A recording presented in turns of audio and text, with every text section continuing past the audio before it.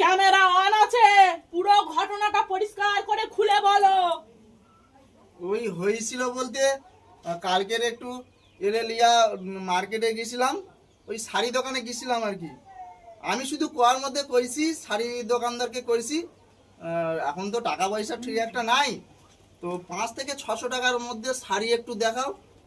তারপর কইলো যে চলো আজকে আর শাড়ি কিনবো না। তারপর বাড়িতে আসতে এই ইতিহাস। তো আমি বন্ধুদের উদ্দেশ্যে শুধু একটা কথাই বলবো, দেখো বন্ধুরা, সেই তো ওই ওষুধপালা ব্যান্ডেজে তো 500,000 টাকা খরচা হয়, তার থেকে ভালো বাড়ির কর্ত্রী যারা আছে তাদের কথা মেনে ওদের কথা মেনে চলাই ভালো। আমি আর কিছু বলতে চাই না।